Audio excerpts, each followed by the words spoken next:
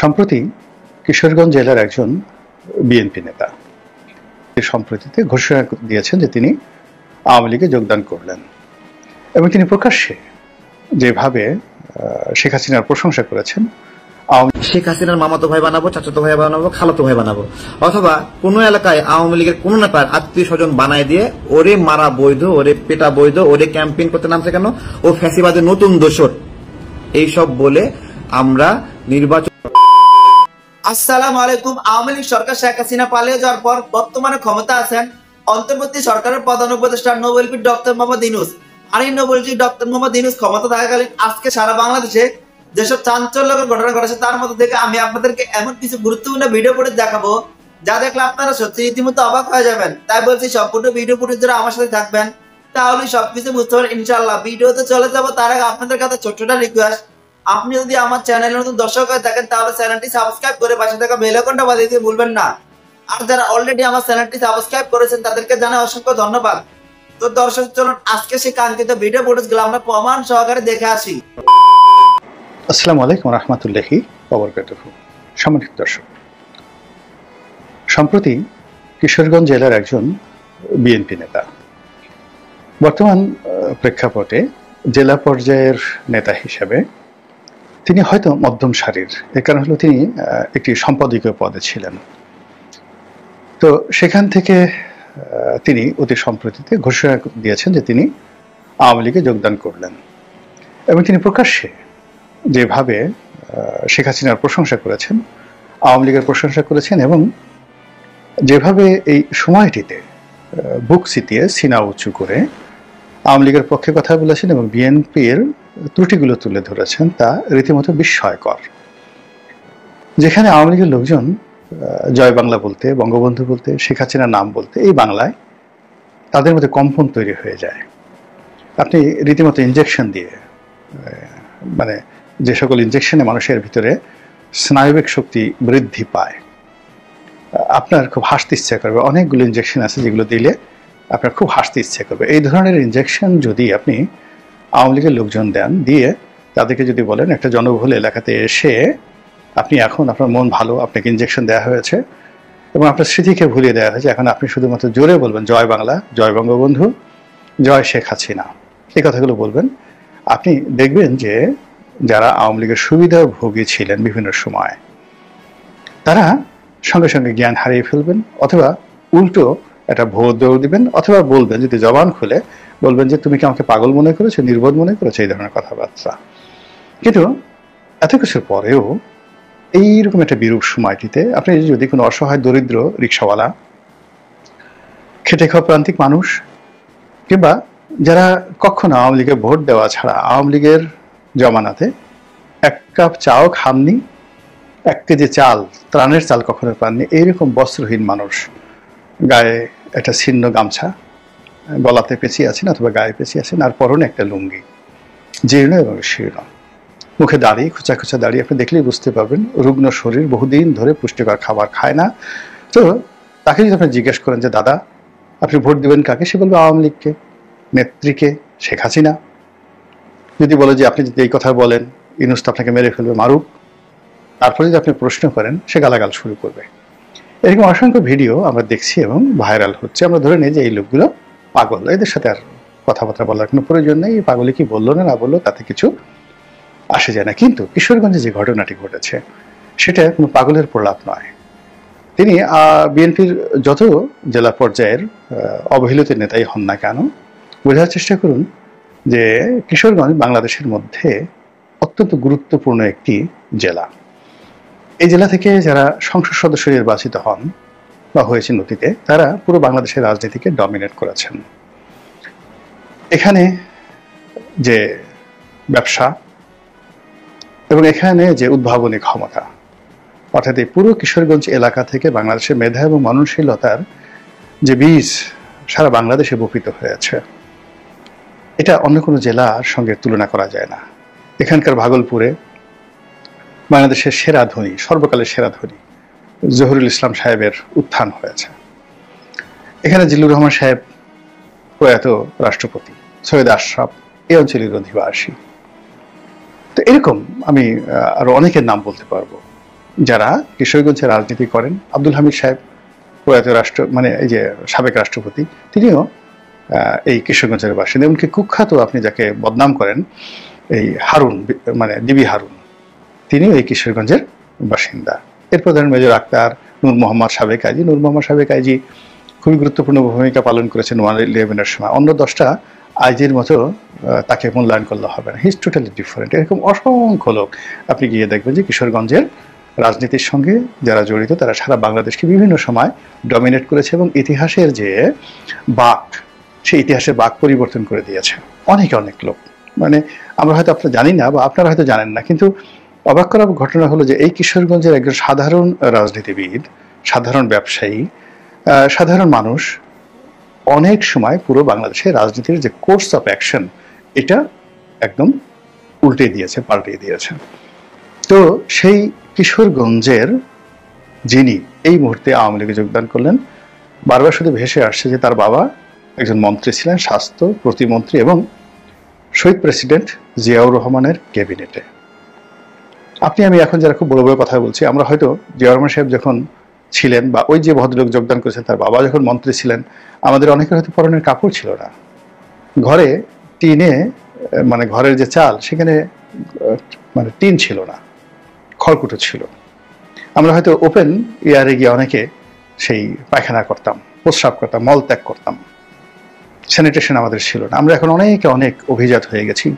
Mineral water ছাড়া খাই না, এভিয়ান পানি ছাড়া আমরা অনেকে খাই না, রোলস রয়েস ঘড়ি ছাড়া আমরা হাতে পরি না।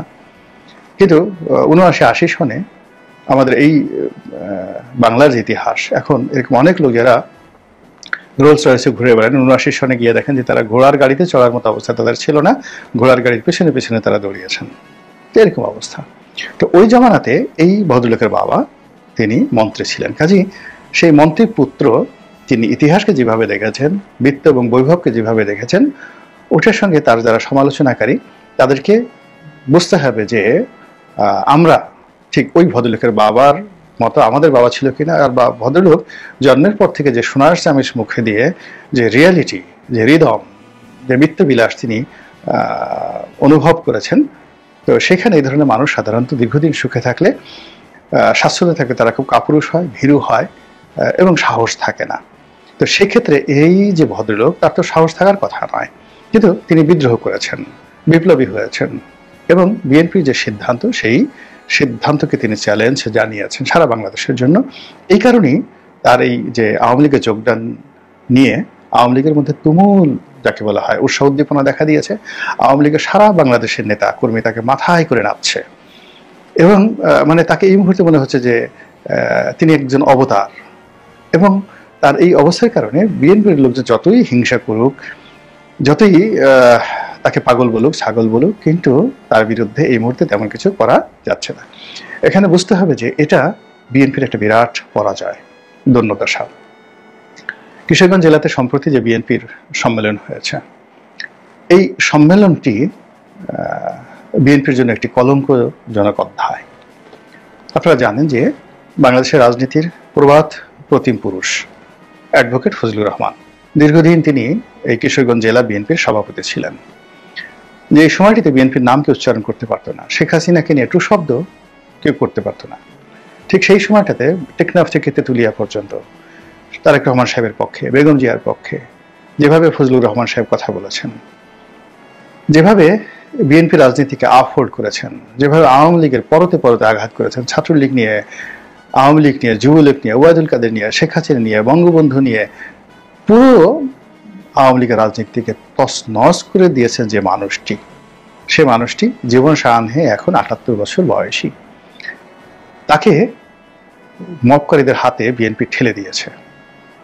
এবং একটা দল যখন তার বিপদের বন্ধুকে সুসময় স্মরণ করতে পারে না, সেই দল কখনো সফল হতে পারে না। আপনারা লিখে রাখেন কতগুলো মানুষের ক্ষেত্রে একটা মানুষ যে সফল হয়, এই যে ডক্টর মোহাম্মদ ইউনূস, এনসিপি, জামাত, তারা সফল হচ্ছে না কেন?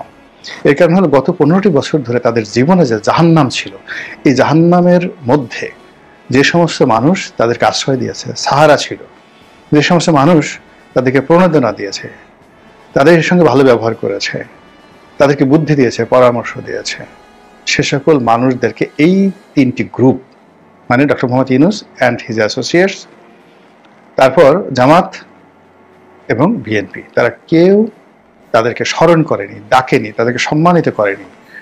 ফলে কি হলো দেখুন, প্রকৃতির নিয়ম অনুযায়ী তাদের উপর যে সম্ভাবনা নাজিল হয়েছিল, নিয়ামত নাজিল হয়েছিল, সব নিয়ামত তাদের জন্য বুমেরাং হয়ে পড়েছে, তিনটে দলের জন্য।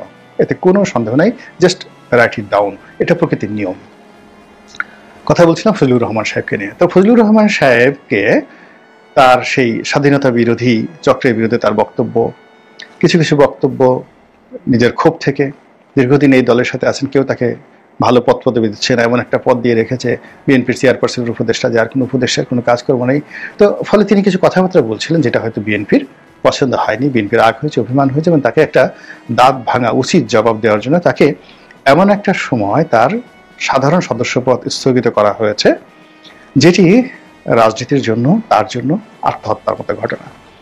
আমরা যারা মাল্টিপারপাস জীবনযাপন করি, ফর মি, আমার লেখালেখি আছে, ব্যবসা বাণিজ্য আছে, এই যে আমি টকশো করছি, রোজ রাতে টেলিভিশনে মাসে 30টি টকশো 2009 থেকে এখন পর্যন্ত করে যাচ্ছি, সপ্তাহে 2-3টা পত্রিকাতে উপসম্পাদকীয় লিখছি, ব্যবসা বাণিজ্য করছি, আবার এখন এই যে ডেইলি 3টে করে ইউটিউব করি। ফলে আমার অন্তত 10টা কাজ আছে, যে 10টা কাজের যে কোনো একটা কাজ দিয়েই আপনি দুটো ডাল ভাত খেয়ে থাকতে পারবেন, আপনি ব্যস্ত থাকতে পারবেন, আপনার অন্য কোনো জিনিস চিন্তা করতে হবে না। ফলে আমাদেরকে আসলে, আমার মতো যারা লোকজন আছে যাদের মাল্টিপারপাস অনেক জিনিসগুলো আসে, তাদেরকে আপনি বাগে রাখতে পারবেন না, তাদেরকে আপনি আহত করতে পারবেন না, তাদেরকে বিক্ষুব্ধ করতে পারবেন না, বিকজ তাদের আসলে অনেক কিছু আছে। কিন্তু ফজলুর রহমান সাহেবদের মতো মানুষ, তাদের আসলে রাজনীতি ছাড়া কিছু নেই। জীবন দিয়েছে, যৌবন দিয়েছে, তারুণ্য দিয়েছে, সব কিছু দিয়েছে। তো এইরকম ফজলুর রহমান সাহেবদের মতো মানুষ জীবন সাহানি এসে 78 বছর বয়সের 16-17 বছরের বেশি বা 20 বছর যে বিএনপির জন্য শ্রম দিয়েছে, সেই বিএনপি তাকে 20 দিন সময় দেয়নি, 20 ঘন্টা সময় দেয়নি। এর মধ্যেই তাকে দল থেকে বহিষ্কার করা হয়েছে।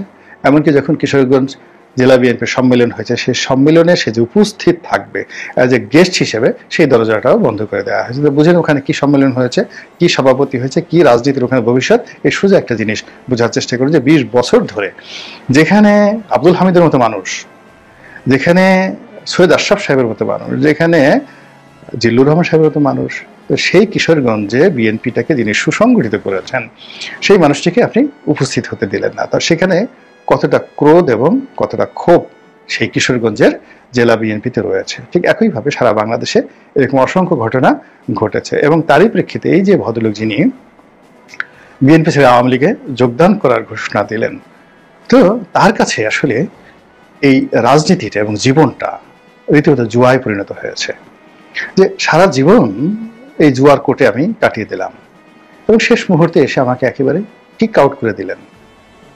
কাজেই আমি তো মরেই গেছি, যখন মরেই গেছি তখন বাকি জীবনটা আমি আমার মতো করে বেঁচে থাকতে চাই। তো এই যে তার মধ্যে একটা প্রতিবাদ চলে এসেছে, এই প্রতিবাদটি ভাইরাস আকারে সারা বাংলাদেশে বিএনপির অনেক বিক্ষুব্ধ নেতাকর্মীকে প্রলুব্ধ করবে। এখন দেখা যাচ্ছে যে অনেক জায়গাতে খবর আসছে 100 বিএনপি নেতাকর্মী তারা জামাতে যোগদান করেছে, এরকম ঘটনা আসছে। আবার যদি সামনে আওয়ামী লীগের রাজনীতি আসে, আওয়ামী লীগ যদি নির্বাচনে আসে, আপনি দেখতে পাবেন যে বিএনপি থেকে কত লোক দলে দলে আওয়ামী লীগের প্রার্থী হওয়ার জন্য আওয়ামী লীগের টিকিট কিনে। আওয়ামী লীগ এখনো আসেনি।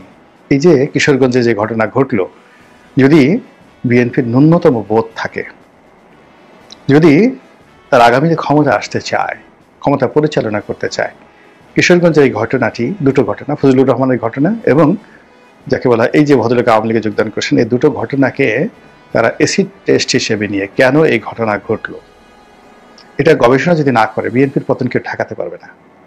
দ্বিতীয়ত, এই ধরনের ঘটনা যেন আর না ঘটে সেই জন্য ব্যবস্থা নিতে হবে। আর তৃতীয়ত, যারা বিক্ষুব্ধ হয়েছে কিশোরগঞ্জের, এই সমস্যাটা কত সুন্দরভাবে সমাধান করা যায়, ঘরের ছেলেকে কিভাবে চমৎকারভাবে অভিমান ভাঙিয়ে আবার ঘরে আনা যায়। এর কারণ হলো তার বাবা বিএনপিতে ছিলেন, তিনি বিএনপিতে সারাটা জীবন ছিলেন। এই অবস্থাতে কেন তিনি আওয়ামী লীগে যাবেন, কেন আওয়ামী লীগে যাবেন? এই যে বিএনপির একটা যাকে বলে গোল্ড মাইন, সেই গোল্ড মাইন কেন, একটা স্বর্ণের খনি কেন আওয়ামী লীগের সম্পত্তি হবে? এর চেয়ে দেউলিয়াত্ব তো আর কখনো হয় না, এর চেয়ে অনিরাপত্তা হয় না। যদি এই ঘটনা কিশোরগঞ্জের ক্ষেত্রে এরকম দুইজন স্টার, ফজলুর রহমান সাহেব ন্যাশনাল স্টার, আর উনি ওই অঞ্চলের, মানে ওই অঞ্চলের রাজনীতিতে তিনি স্টার, ওই শহরের রাজনীতিতে নিষ্ঠা, তার সাহস শক্তি সাধারণ মানুষের মতো নয়, তার সাহস শক্তি অন্য 10 জনের বিএনপির কর্মীদের মতো নয়। এই সময়টাতে সে আওয়ামী লীগের নাম উচ্চারণ করা, বিএনপির নেতা হয়ে, এটা সাধারণ কোনো ঘটনা নয়, এটা অনেক অনেক বড় ঘটনা। তো এরকম একজন সাহসী, এরকম একজন যোদ্ধা, এরকম একজন ডেডিকেটেড লোক, যার অভিমান কোনো লোভের দ্বারা যাকে বলা হয় গাইডেড হয়নি, যার অভিমান, যার ক্রোধ, এই যে তার বিরুদ্ধে মব হবে, তাকে জেলে নেবে, তার বিরুদ্ধে মামলা হবে, তাকে মেরে ফেলবে, বাড়ি ঘরে আগুন দেবে, কোনো কিছুই তাকে যাকে বলা হয় এই মুহূর্তে তার কর্ম থেকে বিরত রাখতে পারেনি। তো এইরকম একটা ডেডিকেটেড ওয়ার্কার, এরকম একটা ডেডিকেটেড শক্তি, ফোর্স কেন তাকে। তো সম্মানিত দর্শক, আশা করছি আপনারা সম্পূর্ণ ভিডিও ফুটেজ জুড়ে আমার সাথে ছিলেন। অন্তর্বর্তী সরকারের প্রধান উপদেষ্টা ডক্টর মোহাম্মদ ইউনূস ক্ষমতা থাকাকালীন আজকে সারা বাংলাদেশে যেসব চাঞ্চল্য ঘটনা কি হচ্ছে তাও বুঝতে পেরেছেন। এই বিষয়ে আপনাদের একটি গুরুত্বপূর্ণ মতামত অবশ্যই কমেন্ট করবেন। চলুন এরই বিষয় আমরা আরো কয়েকটি ভিডিও ফুটেজ ধারাবাহিকভাবে সহকারে দেখে আসি। শেখ হাসিনার মামাতো ভাই বানাবো, চাচাতো ভাই বানাবো, খালাতো ভাই বানাবো, অথবা কোন এলাকায় আওয়ামী লীগের কোন নেতার আত্মীয় স্বজন বানায় দিয়ে ওরে মারা বৈধ, ওরে পেটা বৈধ, ওরে ক্যাম্পেইন করতে নামছে কেন, ও ফ্যাসিবাদের নতুন দোসর। এইসব বলে আমরা নির্বাচন থেকে যারা মূল ধারার রাজনীতিতে আছি তারা বাদে অন্য কেউ প্রার্থী হলেই কোনো এক জায়গা থেকে আওয়ামী লীগের কোনো এক নেতার সাথে কোনো জায়গায় ছবি ছিল, এই অজুহাত দিয়ে তাকে মারা বৈধ, তার ক্যাম্পেইনে হামলা করা বৈধ, এইটা শুরু হবে। সামনে নির্বাচনের আওয়াজ আসছে, সবাই প্রস্তুতি নিচ্ছে। তো একটা বড় ঘটনা দেখবেন আপনারা, যে যারা আমরা গণ অভ্যুত্থানে যুদ্ধ করছি, লড়াই করছি, আমরা তো নির্বাচন করব, এবং এই আমরাই একটা ফ্যাসিস্ট হিসেবে হাজির হব এই সামনে নির্বাচনে। কিভাবে? এই নির্বাচনে অনেক স্বতন্ত্র প্রার্থী আসবে নির্বাচন করতে, এবং রাজনৈতিক সংশ্লিষ্টতা নাই এরকম মানুষ নির্বাচন করতে আসবে, এবং বিগত সময় যারা স্বতন্ত্র প্রার্থী ছিল তারা নির্বাচন করতে আসবে। এবং আমরা যারা গণ অভ্যুত্থানে খুব ডাইহার্ট লড়াই করছি, আমরা আমাদের প্রতিপক্ষ যেই হোক তাকে আমরা কোনো না কোনো অ্যাঙ্গেল থেকে শেখ হাসিনার মামাতো ভাই বানাবো, চাচাতো ভাই বানাবো, খালাতো ভাই বানাবো, অথবা কোনো এলাকায় আওয়ামী লীগের কোন নেতার আত্মীয় স্বজন বানায় দিয়ে ওরে মারা বৈধ, ওরে পেটা বৈধ, ওরে ক্যাম্পেইন করতে নামছে কেন, ও ফ্যাসিবাদের নতুন দোসর। এইসব বলে আমরা নির্বাচন থেকে যারা মূল ধারার রাজনীতিতে আছি তারা বাদে অন্য কেউ প্রার্থী হলেই কোনো এক জায়গা থেকে আওয়ামী লীগের কোনো এক নেতার সাথে কোনো জায়গায় ছবি ছিল, এই অজুহাত দিয়ে তাকে মারা বৈধ, তার ক্যাম্পেইনে হামলা করা বৈধ, এইটা শুরু হবে। আমি একটু স্লো হইলাম, তাই না? আমি বলছি শুরু হবে না, এটা অলরেডি শুরু হয়েছে। যে যারা বিভিন্ন স্বতন্ত্র প্রার্থী হিসেবে নির্বাচন করে তাদের বিরুদ্ধেও আওয়াজ উঠছে যে ওরা তো গণ অভ্যুত্থানে সক্রিয় ছিল না, তাহলে ওরা নির্বাচন করার সাহস করে কিভাবে। আওয়ামী লীগের অংশ বাদই দিলাম একবারে পুরোপুরি। তারপরে ধরেন জাতীয় পার্টি যদি ক্যাম্পেইন করে, অথবা আপনার হলো 14 দলীয় জোটের কেউ যদি ক্যাম্পেইন করে, অথবা এই জোটের বাহিরে ধরেন আমাদের এখানে জাকের পার্টি আছে, জাকের পার্টি যদি নির্বাচনে আসতে চায় তো তাদেরকেও ভয় পেয়ে বলা হবে যে তোমরা তো ফ্যাসিবাদের দোসর, এইভাবে বলা হবে, তোমাদের সাথে এই ছবি আছে, ওই ছবি আছে। কিন্তু এই জাকের পার্টি কিন্তু 2024 নির্বাচন থেকে নিজেদেরকে প্রত্যাহার করছিল, তাই না স্যার? কিন্তু আওয়ামী লীগের দোসর বানানো হবে। তো এগুলো সামনে যে নির্বাচন, এই নির্বাচনটা হবে গণ অভ্যুত্থানের পক্ষের শক্তি যারা, তাদের নির্বাচন, শুধু তাদের নির্বাচন, এবং যারা একটু ভিন্ন মত, যারা একটু নিরপেক্ষ, তাদেরকে কোনো না কোনো অ্যাঙ্গেল থেকে আওয়ামী লীগের দোষর বানানো হবে এবং তাদেরকে এই নির্বাচনে অংশ নিতে দেওয়া হবে না। এমন অনেক জায়গায় আছে। আমি কথা বলি যে আমি যে আসনে নির্বাচন করব, সেই আসনে যদি আমাকে বিএনপি ছাড়ও দেয়, যে তারেক এত লড়াই সংগ্রাম করছে, আমার আসনে ছাড় দিলাম, ওইখানে যদি সম্ভ্রান্ত কোনো স্বতন্ত্র প্রার্থী দাঁড়ায়, তাহলে আমি ওখানে জীবনে জিততে পারবো না। আমার হিসাব বাদ দিলাম। এই ঠিক একইভাবে আমাদের ছোট ছোট দল যেগুলো আছে, এগুলোকে যদি বিএনপি একবারে মুখে খাবার তুলে দেয়, ঠিক আছে, তারপরেও আমরা সেই খাবার গিলার সক্ষমতা আমাদের নাই, তখন আমরা বলবো এত বড় লোকমা আমি গিলতে পারি কখনো? হুদ্দায় আমাকে এত বড় লোকমা দিছে। এই হলো একটা বন্দোবস্ত। আমি সামনে নির্বাচন নিয়ে খুবই নিরাশাবাদী। আমি যেটা চাই সেটা আমি বারবার বলছি, যে সামনে নির্বাচনে স্বতন্ত্রভাবে যারা নির্বাচন করবে তাদের জন্য স্বাধীনভাবে ব্যবস্থাপনা থাকা উচিত। এমনকি যারা 24 নির্বাচনে ফ্যাসিবাদী নির্বাচন, তো ওই নির্বাচনে যারা স্বতন্ত্র প্রার্থী হিসেবে নির্বাচন করেছিল তাদেরও আমি পার্টিসিপেশন চাই। আর একটু বাজেভাবে বলবো, ওই নির্বাচনে যারা সরাসরি ফ্যাসিস্টের বন্ধু ছিল, সেই ফ্যাসিস্টের বন্ধুকেও আমি আটকাতে চাই না। যদি আমি আটকাই তাহলে আমি নিজেও একজন ফ্যাসিস্ট। এই হলো আমার একটা মন্তব্য। যা বলেন, আমার কোনো সমস্যা নাই। গত কয়েকদিন অনেকগুলো রিপোর্ট আসছে বিভিন্ন জায়গায়, এই যে 24 সালে যারা নির্বাচনে স্বতন্ত্র হিসেবে নির্বাচন করেছিল তারা ক্যাম্পেইন করতে গিয়ে মার খাইতেছে, কিন্তু মার খাইয়েও খিস মেরে থাকে, বলেও না যে মার খাইছি। কারণ মানে ধরি জামাত যদি কারো মারে তাহলে সে নিশ্চিত ফ্যাসিস্ট, বিএনপি যদি কারে মারে তাহলে সে নিশ্চিত ফ্যাসিস্ট, এটা কিন্তু বুঝতে হবে। তাহলে এই আমরা কি এটা আমাদের গণতন্ত্রের লড়াই? মানে অনেক খারাপ লাগছে বিভিন্ন দিক থেকে। আমরা এখন তো মানে শেখ হাসিনার বিরুদ্ধে আলোচনা তো জনপ্রিয় হয় না এখন আর, ঠিক আছে? তাহলে কি করতে হয়? বিভিন্ন ভাবে আমরা আকারে অ্যাঙ্গেলে নতুন নতুন বুদ্ধি বুঝি কি শেখ হাসিনা কি ভাবে শেখ হাসিনাকে আরো বেশি ফ্যাসিস্ট বানানো যায়। আমি ওই দিন বলছি যে জুলাই সনদ যখন আমরা স্বাক্ষর করতেছিলাম ওই সময় এনসিপি ছিল না, এবং এনসিপি ছিল না, আমার কাছে খুব খারাপ লাগতেছিল এবং নিজেকে ফ্যাসিস্ট মনে হচ্ছিল যে আমি এনসিপি কে সারা এটা স্বাক্ষর করি কিভাবে।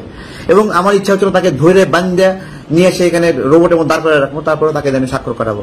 আমি একটা ইনক্লুসিভনেস চাই, যে ইনক্লুসিভনেস সবার মধ্যে একটা সম্মতিপূর্ণ জায়গা থাকবে। আমি ওই দিন বলছি যে আগুন যে লাগছে ভাই, এই আগুন লাগছে ধরে নিয়ে আপনাদের হিসেবে এই আগুনটা আওয়ামী লীগ দিয়েছে, আপনি করবেন কি? 20টা আওয়ামী লীগ নেতার বাড়িতে আপনি আগুন দিয়ে পুরাই দিবেন? পারবেন? এটা পারবেন? তাহলে কি করতে হবে? তাহলে আগুন যারা দিচ্ছে সেটা যদি রাজনৈতিক বিদ্বেষ হয়, রাজনৈতিক জায়গা থেকে প্রতিদ্বন্দ্বিতামূলক জায়গা থেকে মানে হয় যে রাজনীতি করতে পারতেছে না, কেন করতে দিচ্ছ না, সেই জন্য আগুন দিচ্ছে, এরকম যদি হয় তাহলে আমি মনে করি তাকে নিয়ে আপনার বসার প্রয়োজন আছে। সেই পরাজিত ব্যক্তিও সমাজের স্টেক হোল্ডার, তাকে নিয়ে আপনার আলোচনা আপনি অনেকভাবে ব্যাখ্যা বিশ্লেষণ দাঁড় করাবেন, এইভাবে এই কারণে তারা ফ্যাসিস্ট, এই কারণে তাদের যুক্তি দেওয়া তাদের দরকার ছিল না, তাদের দরকার নাই এগুলো। ভাই নাগরিকের মন ও মতের যে মিলন, এই জায়গাতে আপনি যাকে যত গালি দেন এটা যায় আসে না। মানুষ বিচার করতে করতে একজন খারাপ মানুষকে এখান থেকে বিদায় করে দিচ্ছে, তার মানে এই না যে আমি তারেক আমাকে সবকিছু লিখা দিচ্ছে, সে আমাকেও বিচার করে এবং আমি যদি সেম একই আচরণ করি তাহলে আমার প্রতি সেম একই আচরণ করবে। আমি সেই লিবারেল জায়গার কথা বলছি। আপনি যে হত্যাকারী আপনি যা খুশি তাই করেন, আমার কোনো সমস্যা নাই, কিন্তু ওভারঅল একটা গোষ্ঠীকে কমিউনিটিকে আপনি পুরোপুরি ধ্বংস করে দিবেন, এটা হইতে পারে না। আমি স্পেসিফিক ভাবে আজকে নাম বলছি না, আমি পরে নাম বলবো। একজন প্রার্থী তিনি নিজ এলাকায় ক্যাম্পেইন করতে গেছেন, তিনি স্বতন্ত্র প্রার্থী হিসেবে এমপি হয়েছিলেন এবং তাকে তার এখানে হামলা করা হয়েছে। আমি এটা নিন্দা জানাই। আমি এটার পরবর্তীতে ওপেনলি আমি এই জায়গাগুলোতে কথা বলবো যে কে কোথায় হামলা করছে। আমরা কোনোভাবেই কোথাও ফ্যাসিস্ট এই আচরণ হতে দেব না। এটা হতে পারে না যে আপনি স্বৈরাচার বিরোধী আন্দোলন করে বিজয়ী হয়েছেন দেখে আপনি সেখানে কাউকে ভোটে দাঁড়াতে দেবেন, আপনি কোনো প্রতিদ্বন্দ্বী চান না। প্রতিদ্বন্দ্বী না চাওয়াটাই একটা ফ্যাসিস্ট আচরণের লক্ষণ, আপনি যত বড়ই যাই হন, ঠিক আছে? এটা আর কি সামগ্রিকভাবে আলোচনার বিষয়। তো সামনের নির্বাচন একটা মানে খুবই অশনি সংকেত। আজকে আমি ধন্যবাদ জানাবো মির্জা ফখরুল ইসলাম আলমগীর স্যারকে। উনি সকল দলকে নির্বাচনে অংশগ্রহণের আহ্বান জানিয়েছে, এবং উনি কেন আহ্বান জানায় আরেকজন কেন আহ্বান জানায় না এর পার্থক্য বুঝতে হবে। গতকালকে সালাউদ্দিন ভাই বলছে যে জাতীয় পার্টি নির্বাচনে অংশগ্রহণ করতে পারবে না, তারা তো নিষিদ্ধ দল না। এটা উনি কেন চায় আর আরেকজন কেন চায় না, পার্থক্য বুঝতে হবে। যে চায় না সে যদি বিএনপির জায়গায় থাকতো তখন সে চাইতো, আর বিএনপিও যদি ওই দুর্বল অবস্থা থাকতো তাহলে বিএনপিও জাতীয় পার্টিকে চাইতো না। তাহলে জাতীয় পার্টিকে চাওয়া না চাওয়া কি? জাতীয় পার্টিকে চাওয়া না চাওয়া শুধুমাত্র প্রতিদ্বন্দ্বিতায় টেনশনের কাছ থেকে। তারা অনেক বেশি ক্রাইম করছে, মানে সবকিছু, এটা কেউ কখনো প্রমাণ করতে পারবে না, ঠিক আছে? ওটা ছিল না আমাদের পাশেই। আমি তো বলছি ছাত্র সমাজের মামুন ভাই আমাদের সাথে আন্দোলন করছে জাতীয় পার্টির, মানে আমি 1 ডজন নেতাকে দেখাবো সরাসরি গণভোটে অংশ নিয়েছিল। তো শুধু প্রতিদ্বন্দ্বিতার জায়গাতে সামনে নির্বাচন, যদি সামনের নির্বাচন ইনক্লুসিভ নির্বাচন না হয়, সামনের নির্বাচন যদি অংশগ্রহণমূলক নির্বাচন না হয়, সকল দল যদি অংশগ্রহণ না করে, তাহলে এটা বিএনপির জন্য একটা দুর্ভাগ্য হবে। বিএনপি একটা গার্ডস রাখে, যত দল আসুক সে নির্বাচনে জয়ী হবে। এই গার্ডস রাখার কারণেই আওয়ামী লীগ তাকে নির্বাচনে পাঠ হতে দেয় নাই, এই সাহসের জন্য দেয় নাই। তাহলে সেই বিএনপি তো এখন ভয় পাওয়ার কথা না, সেটা এখনো জয়ী হওয়ার গার্ডস রাখে। সে গার্ডস রাখে দেখে তো আওয়ামী লীগ সঠিকভাবে নির্বাচন দেয়নি, তাহলে সে এখন পরাজিত হবে কেন? হবে না, আর ওই গাছ আছে, এবং সেই জন্যই সে ওপেনলি বলে সকল দল নির্বাচনে অংশগ্রহণ করুক। এবং দেখেন 6 মাস আগে এটা বলা আমার জন্য সহজ ছিল না। আমি এখন বলছি না, শুধু আমি বলবো না, সবাই বলবে, যতক্ষণ না পর্যন্ত সকল দলের অংশগ্রহণমূলক নির্বাচন না হবে আপনি বিচার করেন। আমি বলতেছি যাকে অপরাধী প্রমাণ করেন, আপনি যা খুশি বিচার করেন, আমার কোনো সমস্যা নাই, কিন্তু একটা রাজনৈতিক দল মতকে এই তথ্য প্রযুক্তির যুগে, এই আধুনিক যুগে আপনি থামাতে পারবেন না। ওই নচ্ছি বাহিনীর যুগে জার্মানির হিসাব বিভিন্ন কিছু দেখাবেন, ভাই ওগুলো খায় না এখন আর, এগুলো পুরান হিসাব, পুরান বন্দোবস্ত, এগুলো সোশ্যাল মিডিয়া আছে। আজকে যে হিরো কালকে সে ভিলেন। এই কত বড় একটা মানে হিরো হলো হান্নান মাসুদ, ও কি করছে, ওর কয়েকটা সমন্বয়করে চান্দাবাজকে মানে হলো উদ্ধার করতে গেছে, কট খেয়ে গেছে। মানে বাঘ বিলাই হয়েছে নি বলেন, হয়েছে নি, হয়ে যাবে। এখানে কারো যে আজীবন কেউ হিরো না, আজীবন কেউ ভিলনও না। তো এগুলো বুঝতে হবে। আমি আবারও বলতেছি, বিচার যা খুশি করেন, আমার কোনো সমস্যা নাই, সঠিক বিচার করেন, ন্যায় বিচার করেন, খারাপ লাগবে, কিন্তু আস্তে আস্তে আপনাকে সব মানতে হবে ভাই। জনগণ, আপনি যদি স্বাভাবিকভাবে না মানেন তাহলে একটা বড় যুদ্ধ হবে, গৃহযুদ্ধ হবে। আমি বললাম, পরাজিত ব্যক্তির জন্য সামাজিক চুক্তি থাকতে হবে। সে পরাজিত কি আচরণ করবে, কতটুকু স্পেস পাবে, তার প্রতিও ন্যায় বিচার প্রয়োজন আছে। তার সুস্থ হওয়ার জন্য স্পেস প্রয়োজন। যারা এগুলো অস্বীকার করছেন, তারা গণতন্ত্রকে অস্বীকার করছেন। যে ফ্যাসিস্ট সারাক্ষণ গালি দিচ্ছেন, নিজের মনের অজান্তে নিজেরাই ফ্যাসিস্ট হয়ে গেছেন। আজকে খুব বলবেন সুন্দর করে, বলতেছে যে জামাতের নেতা বলছে আওয়ামী লীগকে বুঝতে হবে জামাত তাদের দুশ্মন না। দেখেন কি সুন্দর করে বলতেছে। কেন বলতেছে? আওয়ামী লীগের ভোট পাওয়ার জন্য বলতেছে, তাই না? তাহলে আওয়ামী লীগ আপনার দুশ্মন না, কিন্তু ভোটে আসতে চাইলে ল্যাং মারবেন, আসতে দিবেন না। কেন? দ্বিমুখী আচরণ কেন? সাহস রাখেন না, হিম্মত রাখেন না, গার্ডস রাখেন। জনগণ কাকে ফেলে দিলে আপনি আটকে রাখতে পারবেন না, আর কাউকে তুলে ধরলে আপনি ঠেকায় রাখতে পারবেন। আর ঠেকাতে গেলে সেখানে তো বিগ্রহ হয়, তাই না? তো যারা বলছে আরো বলবে, আওয়াজ হবে, কথা হবে, ইনক্লুসিভ নির্বাচনের জন্য কথা হবে, অংশগ্রহণমূলক নির্বাচনের জন্য কথা হবে, আওয়াজ উঠবে। আমি বলছি, দেশের মানুষ আওয়াজ তুলবে, কেউ আটকাতে পারবেন না। যারা হামলা করছেন বিভিন্ন জায়গায়, যে নির্বাচনে বিভিন্ন স্বতন্ত্র প্রার্থীরা অংশ নিচ্ছে, আপনারা এই হামলা আপনাকে ডুবাবে, আপনি জীবনেও জিততে পারবেন না হামলা করে। সোশ্যাল মিডিয়ার যুগ, কেউ হামলা করে জিততে পারবেন না। বিএনপির সাপোর্ট নিয়ে স্বতন্ত্র প্রার্থী, বিএনপি সাপোর্ট নিয়ে ছোট ছোট দল, কেউ জিততে পারবেন না। সঠিক রাজনীতি করে আসি জিততে হবে, সত্যিকারের জনগণের প্রতিনিধিরা নির্বাচিত হতে হবে। ওইটাই হলো গণতন্ত্র। সিস্টেমে মায়ের প্যাচে ইনু মেনুন না স্যার, ইনু মেনুন। আমি তো বলতেছি, ততদিন আমি এমপি হতে চাই না যতদিন জনগণ আমাকে চাইবে না। আমি চাই না, আমার দরকার নাই। আমরা ওইভাবে বিএনপির সাথে কোথাও নিউজ দেখছেন যে আমাদেরকে আসন দেবে, সিট দেবে, কোনো কথা আলাপ আলোচনা দেখছেন কোথাও? কেউ দেখেননি। কিন্তু আমাদেরকে ভালোবাসে, আমাদের কাছে তালিয়ে চাইছে, কিন্তু আমরা গুরুত্ব সহকারে এটাকে ইম্পর্টেন্স আকারে দেখতেছি না। ওই দিন এমপি হওয়ার জন্য খায়েশ করবো, যেদিন জনগণ আমাকে বলবে যে আমি তারেক ভাই আপনি আগায় যান, আপনাকে এমপি হতে হবে। জনগণ যেদিন আমার লিফলেট বানাই দেবে, আমার ফেস্টুন বানাই দেবে, আমার ব্যানার বানাই দেবে, আমার জন্য নিজেরাই চা খাওয়াবে মানুষকে, সেদিন আমি নির্বাচন করবো। তার আগ পর্যন্ত ওই সিস্টেমে মায়ের প্যাচ দিয়া ওই হওয়ার ইচ্ছা আগ্রহ নাই। কেউ দেখতে পারবে না কোনো এলাকায় যাই বলছি যে আমাদের জন্য দোয়া করেন। আমরা কারো দোয়া এখনো চাই নাই। হ্যাঁ, কোন ঈদের পোস্টার লাগাইনি যে অমুক ভাইয়ের পোস্টার, প্রচারে জনগণ। আরে বাবরে, নেতা নিজের পোস্টার নিজে লাগায় আর লেখে প্রচারে জনগণ। অদ্ভুত না স্যার? তো এগুলো চলবে না। সঠিক মানুষ নির্বাচিত হোক, সত্যিকার জনগণের প্রতিনিধি যারা, তারা সংসদে যাক, তারা জনগণকে রক্ষা করার হ্যাডাম রাখে। আমি একজনকে রক্ষা করাও হ্যাডাম রাখি না, একজনকে খাওয়ানোর হ্যাডাম রাখি না। আমি কিসের জনপ্রতিনিধি বলেন? বাই চান্সে চিপা দিয়ে হয়ে যাব, এটা হবে না। প্রত্যেকটা এলাকায় এমপি কে হবে, ওই এলাকার বছরের পরে বছর যে ওই এলাকার কেউ একজন মানে অভিভাবক আছে, যে এলাকার মানুষকে আদর করে, যত্ন করে, মানে আগলায় রাখে, বিচার সালিশে হেল্প করে, জমি দখল। তো সম্মানিত দর্শক শ্রোতা, আশা করছি আপনারা সম্পূর্ণ ভিডিও পড়াশোনা মনোযোগ সহকারে দেখেছেন। অন্তর্বর্তী সরকারের প্রধান উপদেষ্টা নোবেলজয়ী ডক্টর মোহাম্মদ ইউনূস ক্ষমতা থাকাকালীন আজকে সারা বাংলাদেশে যেসব চাঞ্চল্যের ঘটনা ঘটেছে, তার মধ্যে থেকে আমি আপনাদেরকে যেসব কয়েকটি ভিডিও ফুটেজ প্রমাণ সহকারে দেখিয়েছি, তাও বুঝতে পেরেছেন। এই বিষয়ে আপনাদের একটি গুরুত্বপূর্ণ মতামত অবশ্যই কমেন্ট করবেন। আজ এ পর্যন্ত দেখা হচ্ছে অন্য আরেকটি ভিডিওতে। সে পর্যন্ত সবাই ভালো থাকবেন, সুস্থ থাকবেন। আল্লাহ হাফেজ।